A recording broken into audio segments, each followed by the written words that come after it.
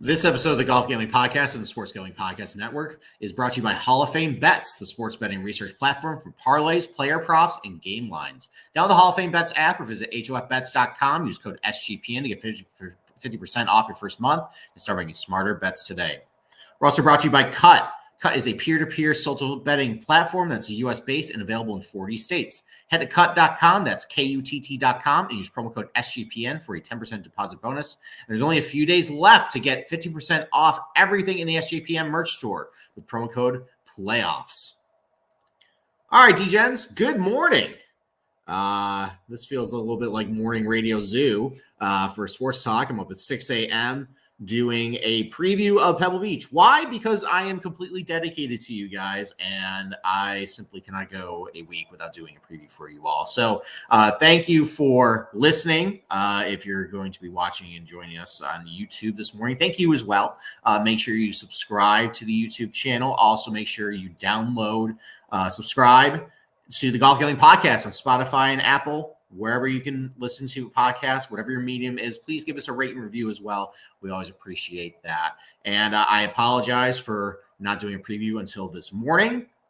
I just went down to Florida, visited the parents, and I happened to bring along my 7-month-old on a plane. And while she was incredibly good, she was a 10 out of 10. Everybody loved her. She only cried maybe towards the end because she was just sick of being on planes at that point. It's a lot of logistics bringing around kids. So thank you for your patience in allowing me to bring it to you this morning. The column will probably be up around lunchtime. I have the pieces of it put together by the main points so I can actually go over everything with you all today. And we are going to the AT&T Pebble Beach Pro-Am this week, a slightly different format, a much needed change, I think, to this thing. So probably as a little hat tip to AT&T, one of the biggest sponsors of the PGA Tour, considering the fact that this tournament usually was a bye week for most people. And most people didn't want to go play the Pro-Am format, go out to Monterey Bay, even though this is a really good golf course. Or, well, you know, it's an iconic golf course. There's some flaws with it, but it's an iconic golf course. This was a bye week. This is a very busy schedule for the PGA Tour, but throwing them a bone this year, they made this a signature event. This is the second signature event of the season. That means the top 50 in last year's FedEx Cup gets automatic exemptions into this. I think anybody in the top 30 also gets exemptions. There was the next 10 from last fall who has an exemption. There's the best 5 from the last 3 tournaments, which I don't think they ever showed any live standings during the broadcast of who was eligible and fighting for that. Say Levy, it is what it is. They're still trying their best. They're not perfect. But this is a no-cut event, 80 guys. There will be a Pro-Am format to this thing, but it's only Thursday and Friday. Everybody will only play Pebble Beach and Spyglass Hill Thursday and Friday, and then the amateurs are cleared out. So if you are a fan of Bill Murray throwing around clubs around bunkers, or you really love those Ray Romano post-round interviews, I'm sorry, they won't even be here. I think actually only athletes are going to be playing the Pro-Am.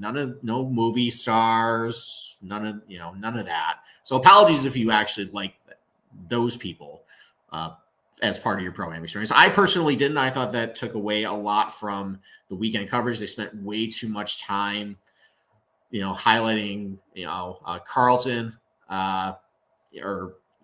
Carlton, doing the dance there on the green, or Ray Romano, or, Gary Mulder. Listen, just show us the golf. This is one of the best golf courses, or one of the most iconic golf courses in the country. Just show us the golf course on the weekend, not the amateurs. But after Friday, there's no cut, but everybody will go play Pebble Beach Saturday and Sunday. It's similar to what happened back in COVID, where they only played Spyglass Hill and Pebble Beach those first 2 days, and then everybody played Pebble. Monterey Peninsula is not in the rotation this year, which is a shame. It's actually a good golf course, but they never showed it, so you never really knew. But just Spyglass Hill and Pebble, and in a little bit, I'll go through Google Earth, and I will show you both golf courses. As far as who's in the field, obviously Rory McIlroy is in the field. He's making a PGA Tour debut this week. He just won over in Dubai, finished second in another event in Dubai, which he probably should have won. He ended up duck hooking it into the water on Sunday. One thing I did notice with Rory watching him is he's having a little trouble with the driver, a little bit of trouble with the lefts, a little bit of trouble, with the hooks a little bit. I know he sent one in the water to lose to Tommy Fleetwood in the Dubai Invitational. He ended up winning a couple weeks ago at the Abu Dhabi, or not the Abu Dhabi, whatever it's called. But he also was sending shots pretty far left. So maybe that's something to watch here. That really only gets you in trouble hitting it left on 18, but that's a very crucial shot. You got to hit driver there. Obviously, you don't want to hit it on the beach.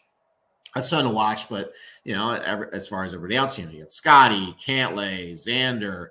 Those are your notables. All the big names are going to be here. But I think the biggest storyline the first couple of weeks is Chalk is not hitting at the top of the board. Chris Kirk was over 100-1. He won the Century Tournament Champions. You had Grayson Murray surprising everybody at 525-1 or wherever he was, beating popular Keegan Bradley, who I was on, and popular Bet on, who a lot of other people were on. You had an amateur win the Amex after Sam Burns, who I was on, hit it in the water on 17. And then you had a bunch of guys who weren't used to being up towards the top at Torrey's Pines. You had Steven Yeager, you had Matthew Pavon, you had Nikolai Højgaard, who I really like, who's the most talented of the four guys who are really battling out, heading into Sunday there. But he hadn't really proven much on the PGA Tour at all. You had Thomas Detry, who is just a famous heartbreaker. Obviously, he broke everybody's hearts on Saturday. He got at least that out of the way. But then he had a couple chasers trying to make a run on Sunday with Xander and Finau and Homa a little bit. And none of those guys could really get up there. And what ended up happening was 125-1 Matthew Pavon ended up winning. And I have some theories as far as maybe why some long shots are hitting. Is it just golf? And this is just kind of, this is just how it is, where it's unpredictable and sometimes just lucky bounces go towards a certain way and unlucky ones go another way, possibly. I know we went on a very long run of guys who are under 50-1 in chalk hitting for outrights. It was a very lucrative time, I think, for a lot of gamblers, and this is a little bit of a struggle now. I think you also have a little bit of, this is a lame duck year with the PGA Tour. There's a lot of uncertainty what the actual schedule will look like going forward. I know that's a common complaint about LIV, where, it's not really, there's no stakes to anything. And who knows what the stakes really are to a lot of these, non-signature events that we're seeing. To some of these top guys, are they mailing in a little bit? Are they just here for sponsors? And I don't know. I mean, I think there also might be to the fact that these quote unquote mules, the non-stars, they've been treated very poorly over the last 6 to 12 months, hearing a lot of negative things. Maybe they're just a little more motivated now. Maybe they're focusing a little more on their game and they know that they need to sink or swim at this point. Maybe it's a confluence of all those things. Why we're seeing a lot of longer shots winning right now, and maybe why it's a little more unpredictable. But I think this week, as far as the betting board, I think everybody is going to take the first 4 weeks and say, look, this is clearly a trend. Only 100-1 guys or long shots are going to win PGA Tour events now. We're just going to start loading up. And this is the perfect golf course really to do it at, taking long shots, where it's, hit driver a whole lot. There's a lot of short irons. It's, putting on POA, that can be kind of tricky, small greens. This would be a very tempting time to just say, you know what, I'm going to go with the trend, bet a lot of long shots, but doing this gambling for a while now, it seems like that trend, I think, is going to end this week. I think a favorite's finally going to get it done. You have the first real signature event of the season. You have 80 guys, and favorites do tend to win here, as we'll go through some of the winners in recent times. So I think I'm just going to still stick to the strategy. I'm probably still going to try and find value at the top of the board. And if I end up missing on an outright, that's a longer shot, say la vie. Hopefully I hit positionals and can float, my betting card that way. So why don't we take our first break? And then we will fire up Google Earth, and we will go over briefly Pebble Beach and Spyglass, which you may not have seen, and then we'll start getting into the nitty-gritty of the AT&T Pebble Beach Pro-Am. All right, and this podcast is brought to you by Underdog. Underdog Fantasy has a way to play alongside your favorite fantasy players all season long. You got NFL, NBA, NHL, college basketball, golf, by the way, and college football, which isn't around anymore, but you can play that on Underdog Fantasy when it's in season. Simply pick the higher or lower on your favorite players' fantasy stats and cash in. You can win up to 100x with some very spicy plays. Those are designated with a little chili pepper next to it. if you want to play that on your card. And obviously there's no underdog picks right now available, but given some rocky weather that we'll go over in a little bit, I would expect some pretty high scores, especially on Pebble Beach. And we'll go over exactly why that's the case in bad weather. You want to maybe avoid guys playing Pebble Beach in showdowns, or, maybe, fade them a little bit in underdogs. So watch along, make your picks, and maybe make a little cash over on Underdog's mobile app or website, underdogfantasy.com. And when you sign up using the promo code GolfSGPN, we have our very own personal promo code that you guys want to use when you sign up. Use GolfSGPN. Underdog will double your first deposit up to $100. It's Underdog Fantasy, promo code GolfSGPN. All right, let's fire up Google Earth. I'm not going to spend a lot of time on Pebble Beach. If you're crazy enough to be watching this right now at 6 a.m., first of all, thank you, by the way. If you're even listening to this, chances are you're a very hardcore fan. This is a very in-depth, not silly podcast that I do every Sunday or Monday because I was too exhausted last night to do it. Pebble Beach. You have watched this tournament. You have seen multiple U.S. Opens here. Really what you're going to expect here. It's a lot of plotting, positional, less than driver golf with some wider fairways. Obviously, you have the opportunity to incur a penalty stroke if you hit it off the fairway into the beach, mostly on the front nine, where if you are missing the ball left, it's going to go in the ocean here. Just a couple of things I want to point out. I want to emphasize why exactly it's kind of an awkward golf course, and there's a couple reasons for it. Obviously you have off the tee. It can be very awkward. There's some awkward tee shots, and I'll show you a couple examples here. And just with some of the approach shots too, we'll get to some of the difficulties in terms of how difficult it is compared to other golf courses in the strokes gain categories. And with the ball striking statistics, actually, even though scoring can be pretty good at Pebble Beach sometimes in good weather, it's one of the tougher ball striking golf courses on the PGA Tour. Well, before I get to that, I do want to show, and I apologize to Jim Nance. This is actually Jim Nance's house right here. I have a little push pin. And why do I know that Jim Nance lives here? Well, there's a bunch of videos that actually show him, people playing the replica of the 7th green at Pebble Beach in his backyard. And, it's pretty humorous. He's got the Masters theme going. Jim Nance is commentating it. And listen, Jim, if you want some privacy, maybe don't build one of the most famous greens in all of golf in your backyard and make it very easy to find on Google Earth. Basically, just look at the neighborhood and say, oh, hey, there's the 7th green in somebody's backyard. That must be Jim Nance's house. So that is Jim Nance's house. Lucky guy, Cypress Point member, living in basically golf paradise in a better location than I certainly live in Rochester, New York. Good for him. He's worked hard.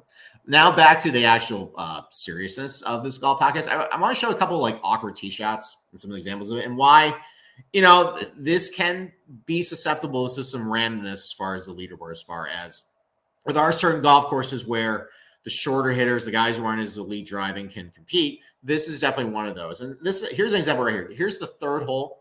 The sharp dog leg left. And what you're looking at from the tee box here, you have a tree directly right in front of the tee box to your left over here. You got more trees over to the distance that are a little taller. And you're just looking straight at, a fairway that runs out to 3 bunkers over here. And it's a short par 4. It's only 404 yards. So you have seen guys try and cut the corner over here. The problem is, you got to hit a huge hook in order to basically get up over the trees here, get around this tree over here. And then who knows where it's going to go. Obviously, pros don't like hitting the ball left because you can't really control it. And the ball ends up bounding maybe in the rough over here. Or if they don't draw it enough, it ends up in some of these bunkers over here. So it's not just blasted away, hit it over the trees. There's definitely an awkwardness to this tee shot here. Let's go over to number 6. This is the start of probably one of the most famous 3-hole stretches in all of golf, 6, 7, and 8. And while the tee shot really isn't all that awkward, it's a pretty wide fairway here. You got some bunkers over here. Obviously you don't want to hit in the beach over on the right over as well. But the reason why this is an awkward hole is you have to hit up into a plateau that's about 40 feet above you, surrounded by bunkers into a very small green, and you can't see the green on this par 5. It's only 523 yards, but hitting it uphill here and just hoping and praying that you hit a 3-wood, relatively close. Yeah, it can be kind of a nervy shot, especially when you have rocks in the cliffs over on the right side here. You have pretty thick rough over here. This is also a hole you have to birdie. It's especially in bad weather. It can, birdie's gonna be hard to come by at Pebble Beach. That's another awkward approach shot. Number 8 over here. This is where Jordan Spieth almost died, where he attempted to hit off the cliff over here. I think now they mark it as a penalty area now, where they don't let guys do that. Obviously, you don't really want to see Scotty Scheffler or Xander take a tumble down to the close, unless you're my co-host and hate those guys. Maybe he does, but again, this is less than driver to a very wide fairway, but you're setting up just your second shot, and you got to hit it over the cliff, a very long approach shot. This green also is very difficult to hit. I think they've done some softening to it over the last couple of years to try and make it a little more receptive, but small target over the cliff here. It's in a little bit of a bowl, so if you do miss to the left, I think that getting up and down is very difficult, especially if the greens are running a little quick and the wind's up. So again, kind of awkward hole, and that can make guys a little uncomfortable. This longer par 3 here, it's the 202-yard par 3 12th. Again, there's a lot of really well protected greens at Pebble Beach. This is an example of it. This is a long approach shot where it's all carry. You can't, it's a very narrow mouth opening to the green right over here. You have a large bunker protecting almost the entire green up in the front here. And if depending on where their pin is, if you do miss in this front bunker, you're not getting up and down. So,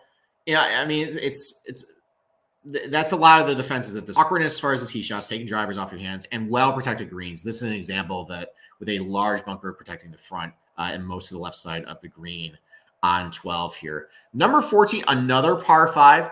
One of the more difficult par 5s on the PGA Tour. Hold on. Nope, there it is. So again, this actually speaks to the awkwardness of off the tee and with your approach play. Another awkward driving hole here, sharp dogleg right, where the fairway runs out pretty quick.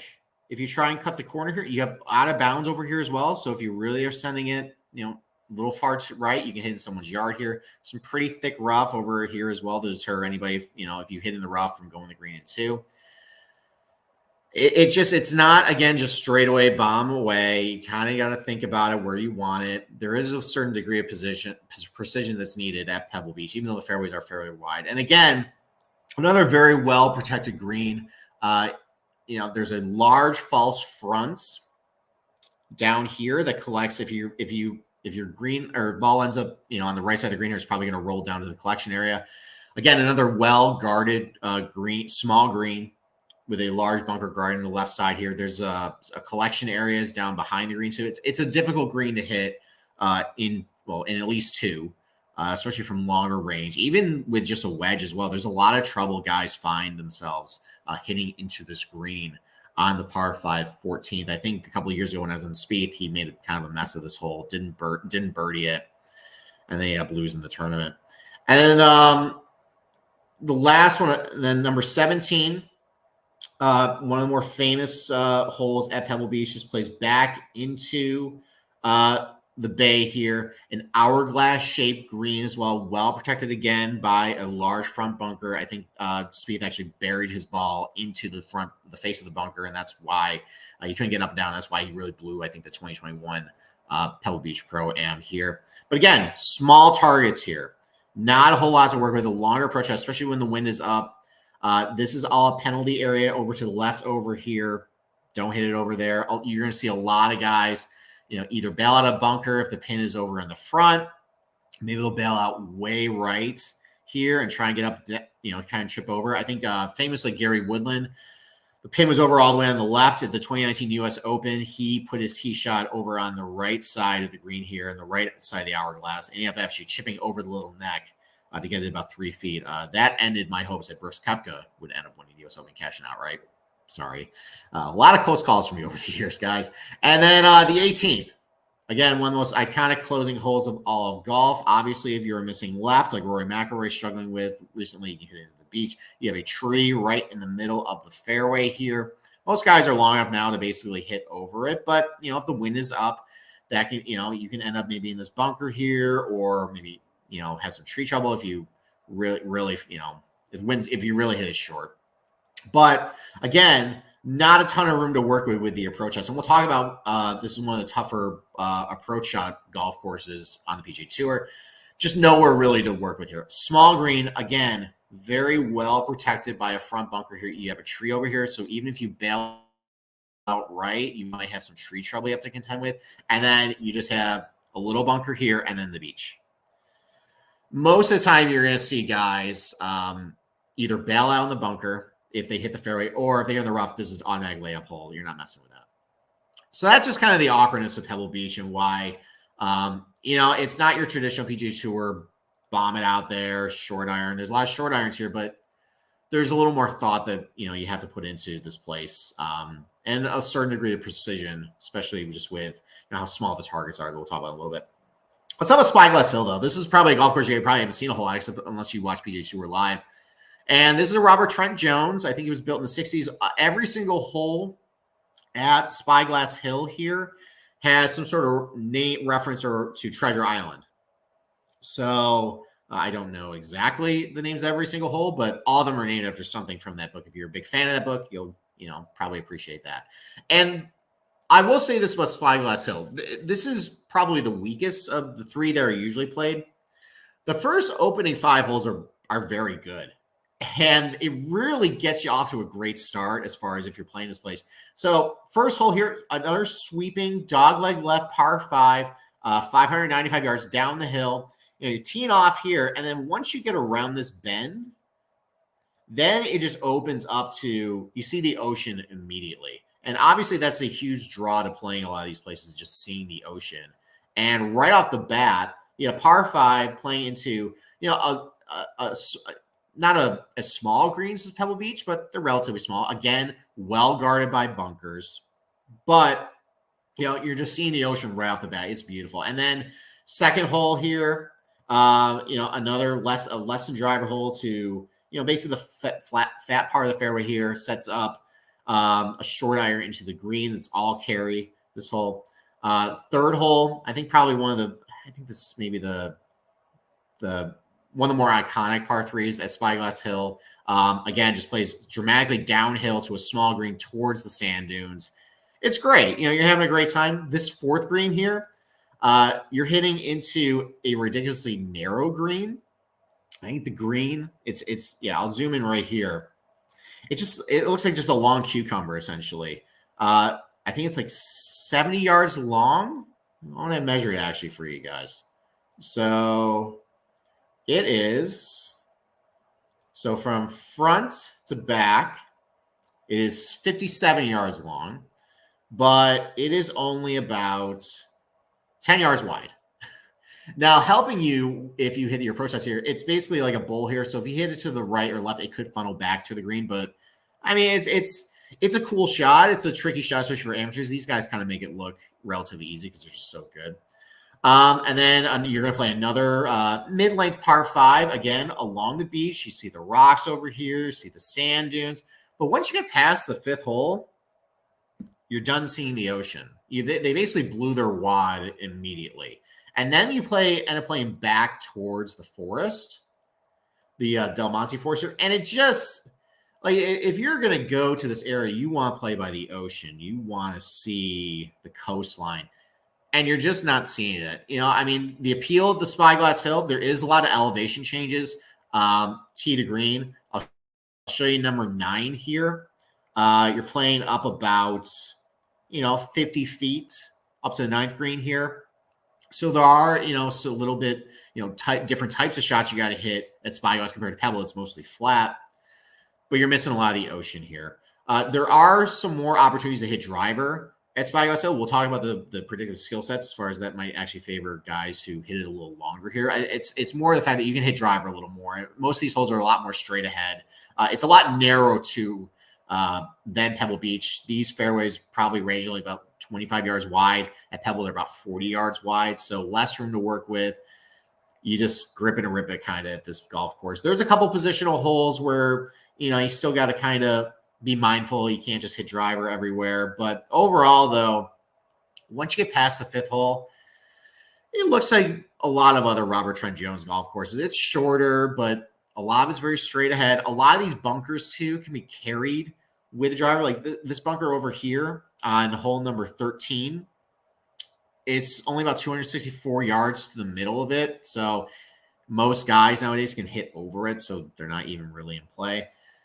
But overall, though, I mean, Spyglass, first 5 holes are great. After that, it gets a little weaker.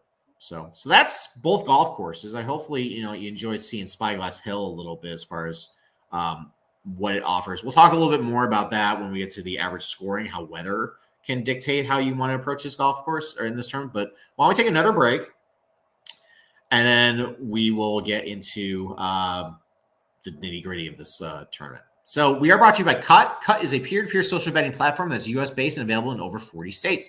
Peer-to-peer social betting is a new and better way to bet. Bet directly against your friends or other users in sports, politics, pop culture, and other events with verifiable outcomes and tons of fun social features that give it the feel of a betting social network. Cut offers lower vig and fully customizable odds, so you can create your own bets with your friends or whoever you want to bet with. Cut handles the payment side of things, so you never have to chase down anyone for money, and it's got social features like group chats, betting, leaderboards, head-to-head history, user profiles, fan groups, and a lot more. And as a reminder, every time you use Cut, you get cash back. Every single time you bet against one of your friends, they will give you cash back every time you do that. So reminder, Cut is the peer-to-peer social betting platform that's U.S.-based and legal in 40 states. Head to cut.com. That's KUTT.com. Use promo code SGPN for a 10% deposit bonus. And we're also brought to you by Hall of Fame Bets. Win bigger by betting smarter this NFL season with Hall of Fame Bets. Sports betting analytics platform for parlays, player props, and game lines. Research every NFL, NBA, and soccer bet with historical stats and data.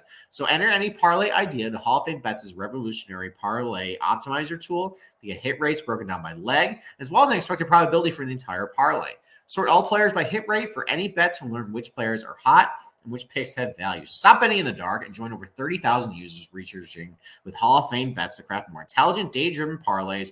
Download the Hall of Fame Bets app or visit HOFBets.com. Use SGPN to get 50% off your first month today. Start researching, start winning with Hall of Fame Bets. And also, this time is running out, but everything on the SGPN merch store is 50% off, including a lot of golf gambling podcast gear, which I'm repping this morning in my cold garage in Rochester, New York. But everything between now and the end of the month, you got a couple is 50% off if you use promo code playoffs. And we're competing against other shows for a bonus. So you got 48 hours. Load up on your golf gambling podcast here. We would really appreciate it. Go buy your favorite item from the store. That's 50% off at the SGPN merch store using promo code playoffs.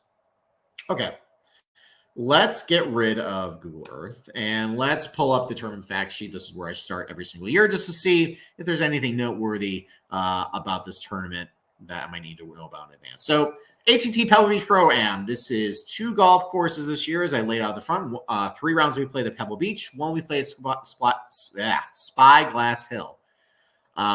They will play Pebble and Spyglass the first 2 days. They will rotate that. And then over the weekend, all 80 players without the amateurs will go play Pebble Beach for 2 straight days, which will be a very enjoyable weekend coverage, just focusing on the golf and not Bill Murray. So some stats about Pebble Beach. This is a par 72. There are 4 par 5s at Pebble Beach. It plays to 6,972 yards. That is the 3rd shortest course on the PGA Tour last year. Greens are only 3,500 square feet in area. These are tiny greens. They are actually, I believe, the smallest greens in the PGA Tour. Yes, it is. They are the smallest greens in the PGA Tour. Last week's, they were very small greens at Torrey Pines, and those were 5,000 square feet. So they're even smaller targets this week at Pebble Beach. Greens run pretty slow on the centimeter as well. They're only 10.5 because you're by the ocean. If the wind is getting up, you can't putt in these greens. So they have to run very slow. And the weather might be a little bit of an issue this week. We'll get to that down the road on this podcast. As far as agronomy goes, once again, we're playing on the Poana. And you saw a lot of guys struggle on the Poana last week at Torrey Pines. You could see, especially with some of the worm cameras, just how bumpy and, even just hits a little tiny bud They can send it offline there. Well, they're putting again on Poana.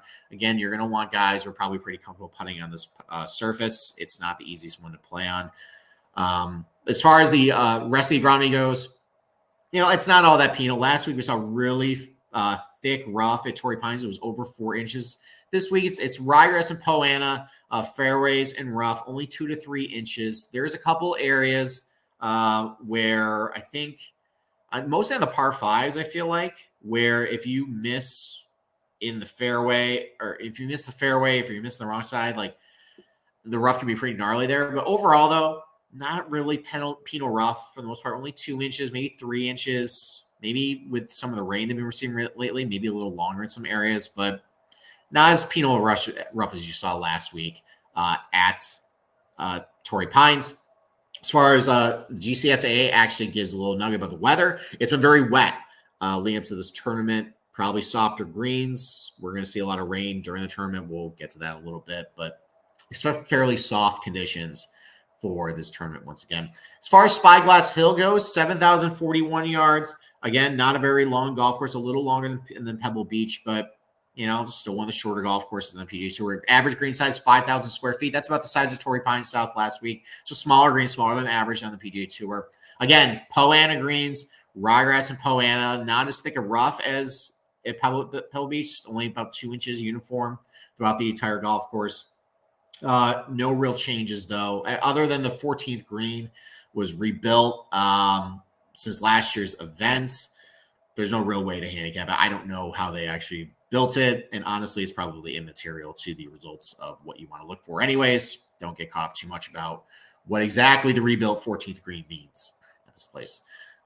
Let's go over the course stats here.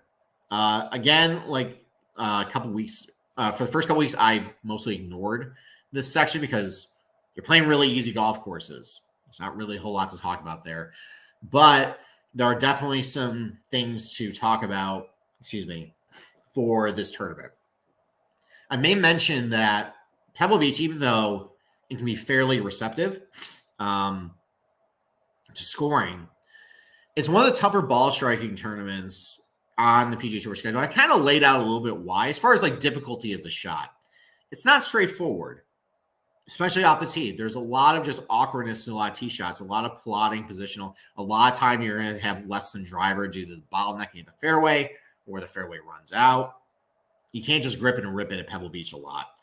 And that reflects kind of in the difficulty of the golf course, compared to other ones. It's since 2015, it is the 21st hardest off the tee as far as the types of tee shots you have to hit there. Some years are harder than others. Back in 2019, it was the number one toughest. I think they had a lot of weather that year, a lot of rain as well. I think that was the one that Phil Mickelson might have won, if I believe. I think that made blend the Monday.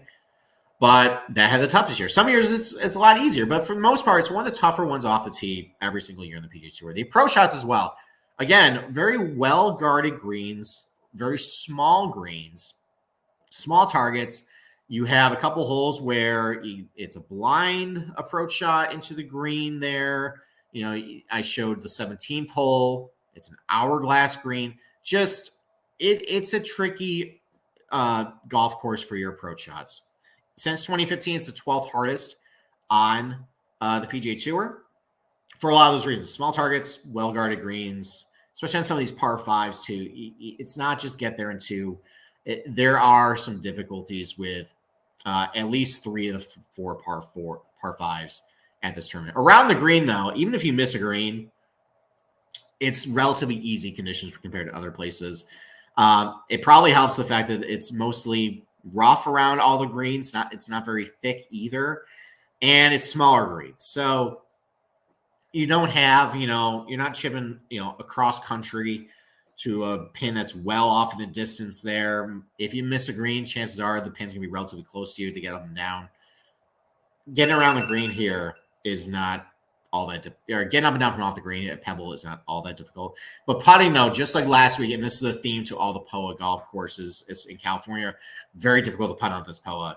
Since 2015, it's the 6th hardest of all golf courses in the PGA Tour that they played. It's POA because of that. Just in terms of some driving stats, I may mention that drivers taken out of your hands a lot at this golf course. The average driving distance since 2015, it's gone up a little bit, but it's in your low 270s. The average drive last year at Pebble Beach was 273. Again, drivers taken out of your hands a lot at this golf course. That is actually, I think, the second shortest for tee shots as far as distance on the PGA Tour since then. But it is fairly wide fairways. Average driving accuracy rate is about 69.5% since 2015. Mostly it's, high 60s, low 70s, since 2015 as far as driving accuracy rates. It's because the fairways are fairly wide. We'll go over the fairway info here. About 40-yard wide fairways. And when you get a lot of rain as well at Pebble Beach, they tend to be a little softer, a little more receptive to hold the fairways. Pretty big targets at Pebble Beach. As far as the missed fairway penalty goes, not very penal to miss a fairway at Pebble Beach, especially with the rough. It's only 2 to 3 inch ryegrass rough. It's a little gnarly in some places. I may mention, I think, off some of the par fives, if you're well off into the, if you miss in the wrong spot on some of the par fives, you're not getting there at home and two. That's where they tend to grow some of the longer rough on the golf course. But overall, though, the rough is not very penal there. I think it also speaks to the fact too that, like, even from the fairway, you're heading to a very small target. There's a good chance you might miss the green anyways. So even if you're in the rough, you might get the same outcome as somebody in the fairway holding the same club. So that's what this the category measures. Basically, it's the difference between your average strokes to hole out from the rough versus the fairway. And we just mentioned too, it's pretty easy to get up and down as well. So chances are, it's if you hit your tee shot on the fairway or you hit in the rough, there's still a pretty good chance you can get the same score as somebody else, even if you miss a fairway there. There is a little bit higher degree of penalties at Pebble Beach, even though the only water hazard is the beach. But again, all the way down the front 9 there, if you miss right, you're going to hit it into the beach. It's a penalty stroke. There's a couple areas on the back 9 as well that there's some out of bounds. I think on number 13 and 14. I think there's some weight stakes if you hit it right. That's out of bounds. And then obviously number 18, if you hit it left, you hit it on the beach there. That's an opportunity to incur a penalty stroke off the tee. And the approach shots goes a lot of wedges that we'll talk about. I mean, the green regulation rate is about 65%. It's a little higher than PGA Tour average since 2015, but considering how many short irons you have into a lot of these greens, that's actually fairly low.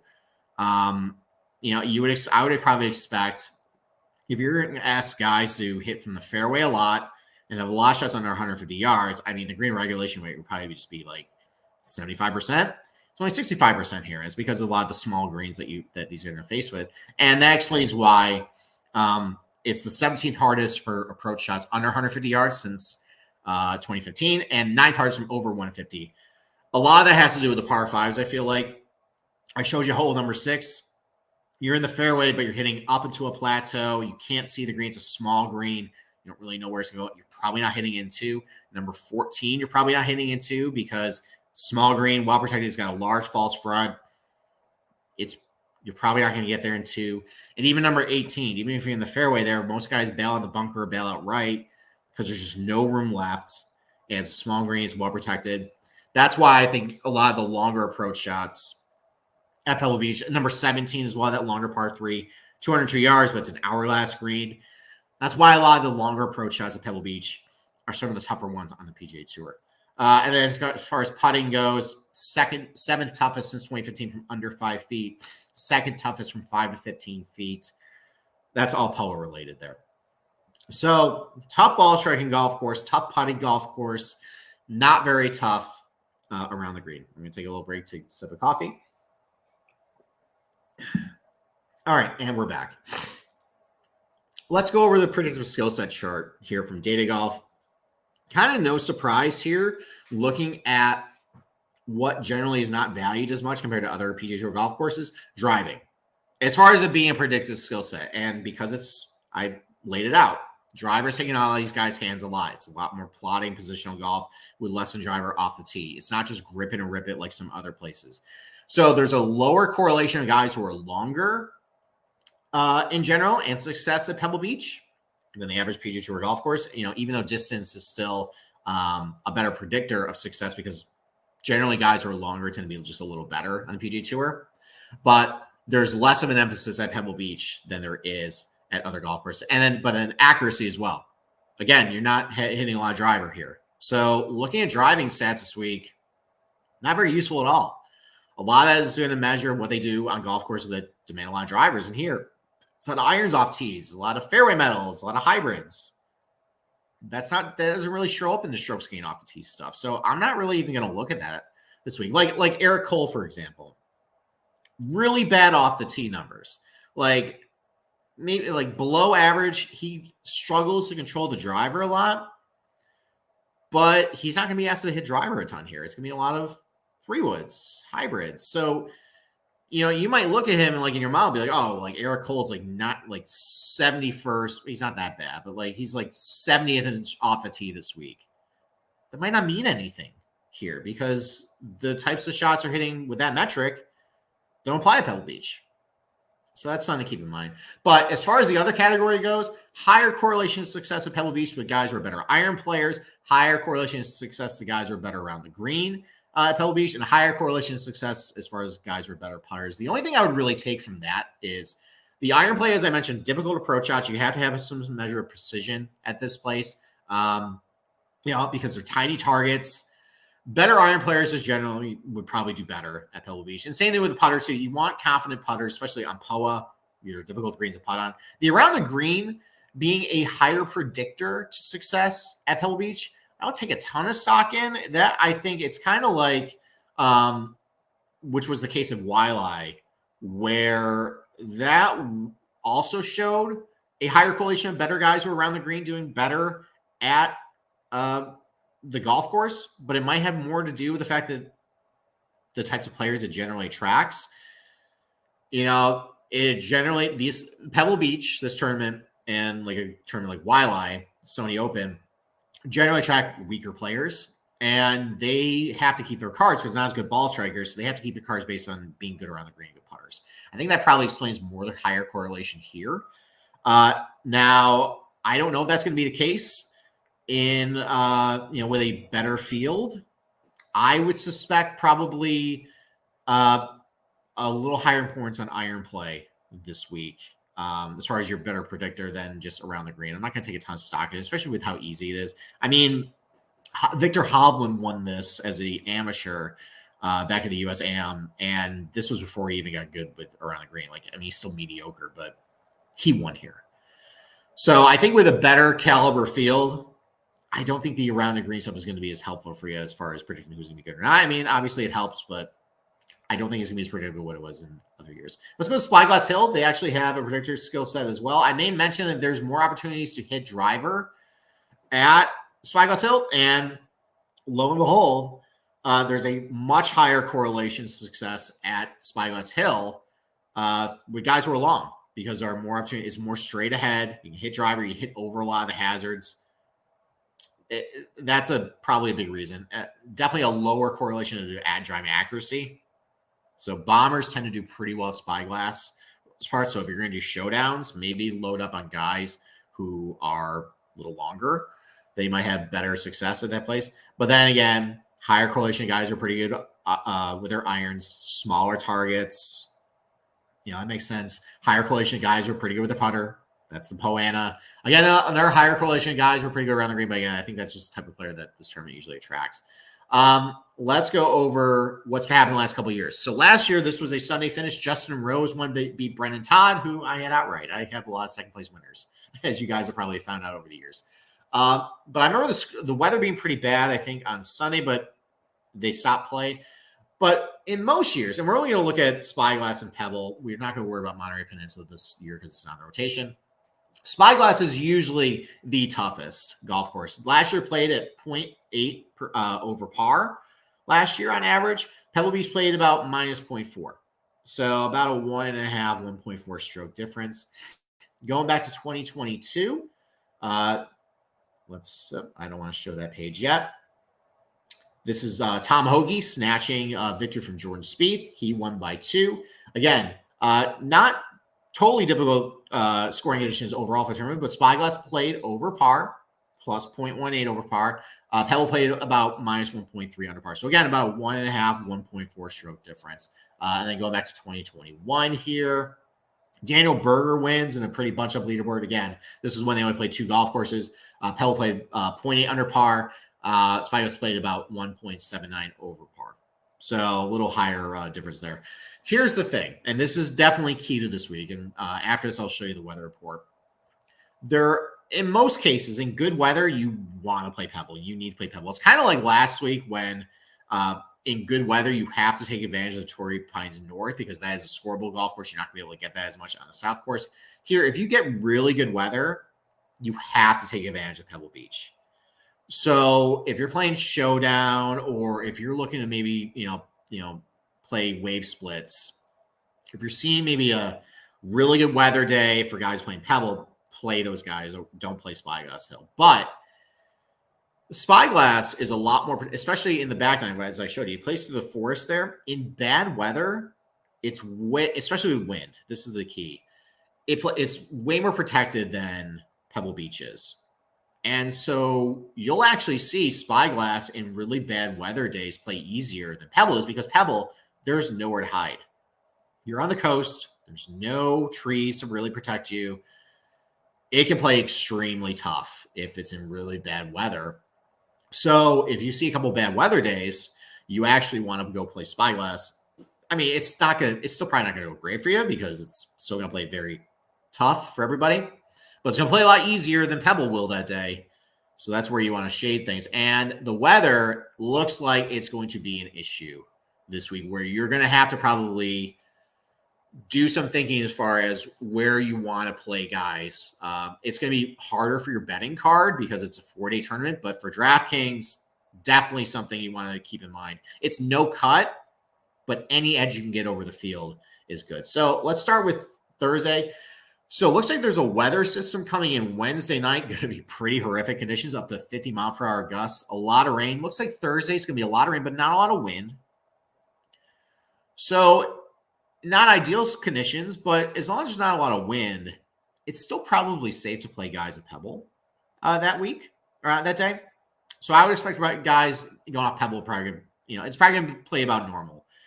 Spyglass going to be harder on Thursday. Pebble's going to be a lot easier. Friday, though, another weather system looks like it's going to come in. And it's going to start getting a little windier. Not crazy winds, but it's going to rain all day. You're going to have, 15, 20 mile per hour winds. Pebble's way more exposed. I would probably, looking at this,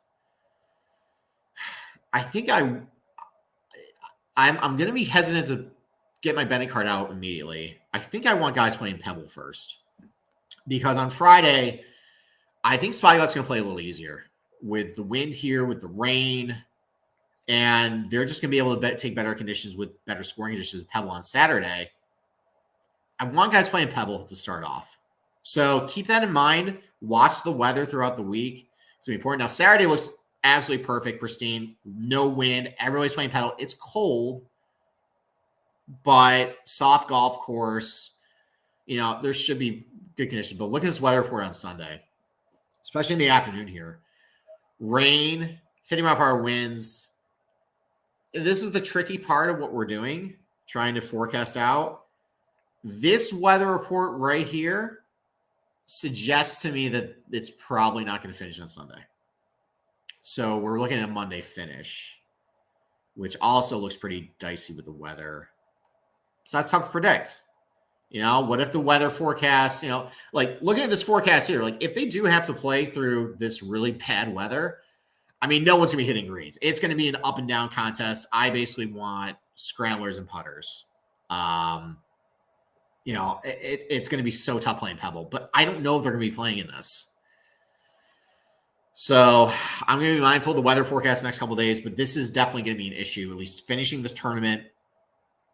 If they have to play through it, it's going to be a rock fight. And there's guys who rise to the occasions in rock fights and guys who don't.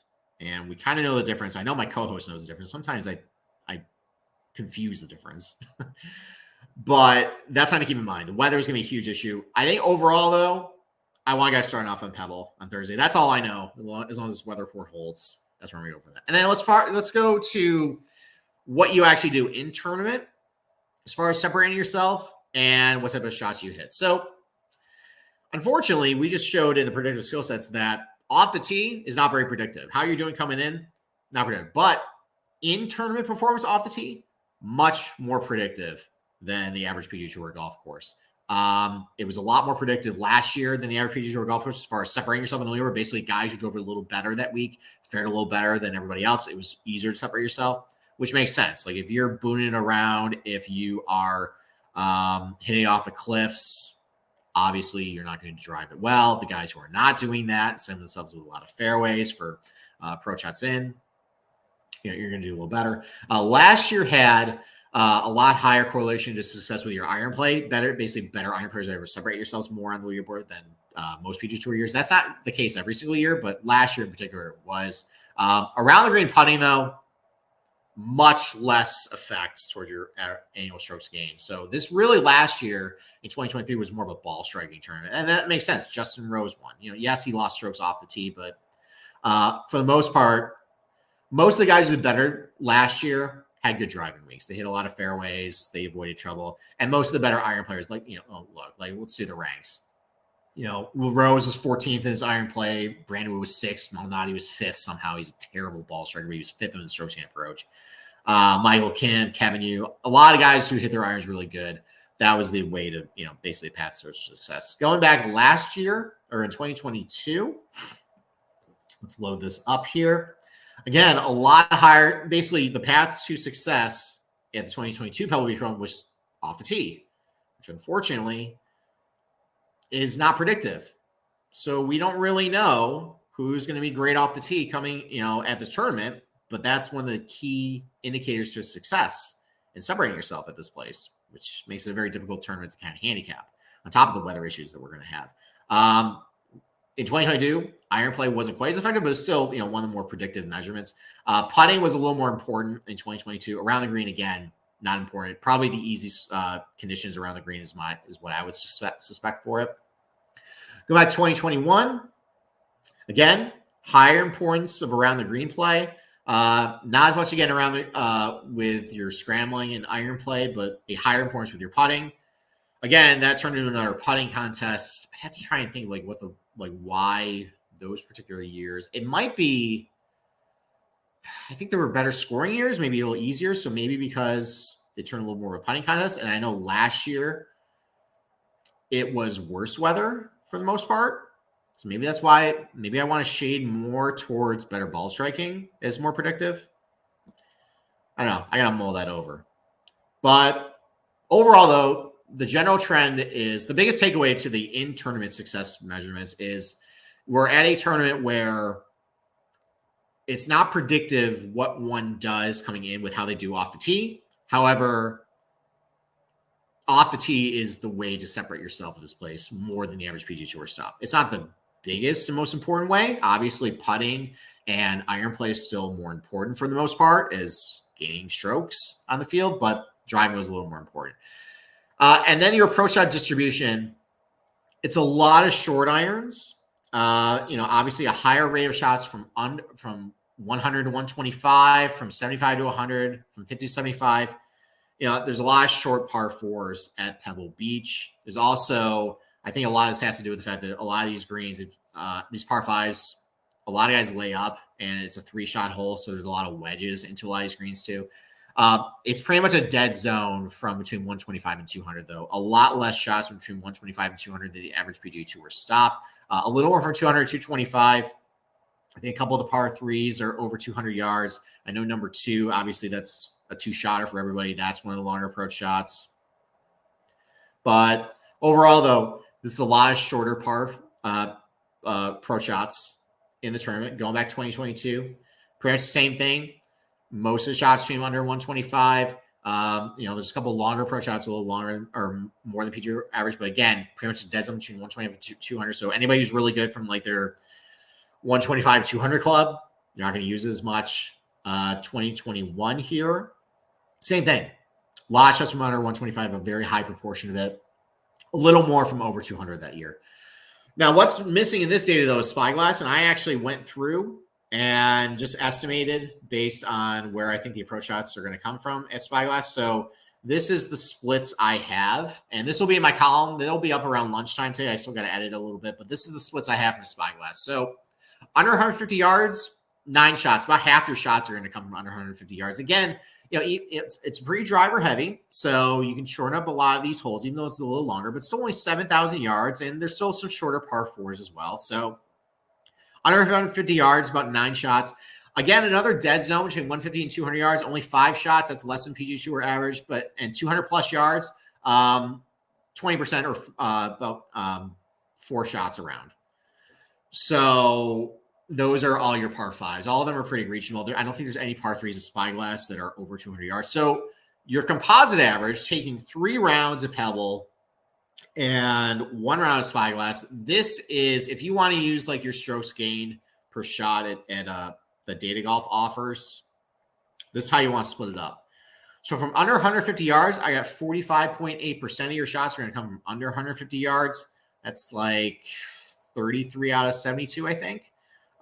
That's much higher than PGA Tour average. I think the PGA Tour average is only like 37%, so it's a lot higher from under 150. From 150 to 200 yards, it's only 26.5%. That's a lot lower than PGA Tour average.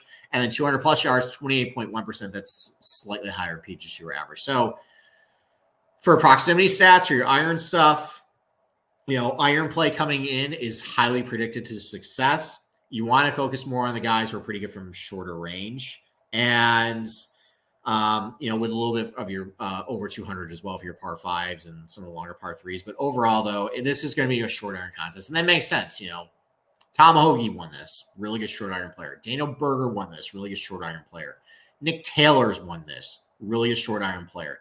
Jordan Spieth has won this. Brandt Snedeker has won this. He's won it twice, actually. A lot of guys who are really good with their wedges have won here. And that's a big prevailing theme. So if you want to just throw, for me personally, I'm going to not even look at off the tee stuff because it's not predictive. Anybody can really come in here and do well. It's going to be a lot of how you're doing with your short irons, if you're a good putter on POA. But that weather forecast, though, that's going to be kind of tricky this week. So thank you for getting up early to join me. Trip C82, good morning to you as well. Thank you for joining me. Thank you for joining me today, this morning. I have to start getting ready for work and get the kids up. So we will be back on Tuesday, tomorrow night, for our betting show. We're going to have the Model Maniac in South, Byron Lindique, who I was on his show a couple weeks ago. We're going to return the favor. He's going to come on for us as well. Byron from Rotoballer. He's going to break down the betting card with us. And we're also, it's not going to be live streamed. We are going to attempt to do a live show, live betting show. I don't think any odds are actually on the main books, but you can find them at your offshores or your locals. Odds are available. We're going to attempt to actually try and have a serious, semi-serious discussion about how to bet this thing when, unfortunately, the teams aren't even finalized. So that's a bit of a challenge. I don't know who's going to be on John Rahm's team. I don't know if Terrell Hatton's going to be there or what, but we're going to try it. We're going to see how it goes. I feel we said this back in December that based on, it doesn't seem like Liv is going to go away anytime soon. We're going to have to start covering it, especially if it's still going to have a lot of these guys who are over there. I mean, we're going to have to at least try and pay attention to it because they're all going to come over for the majors, and we can't just ignore what they're doing. And, I can criticize a lot of those golf courses that the Live guys plays is too easy. Well, then we go see them play Amex or Wildlight over here on the PGA Tour. They don't really have a lot of stakes either. It's all the same, guys. So we're going to try and do a live show. We'll see how it goes. But thank you again for joining me. If you haven't already, please subscribe to the YouTube page for Golf Gambling Podcast. I will give you a preview every single week doing exactly what I just did, going for Google Earth with the golf course and then through DataGolf. Also subscribe to our podcast on Apple or Spotify. Give us a rate and review as well. We'd love to hear from you. And with that, have a good Monday, and we will see you tomorrow night for the betting show.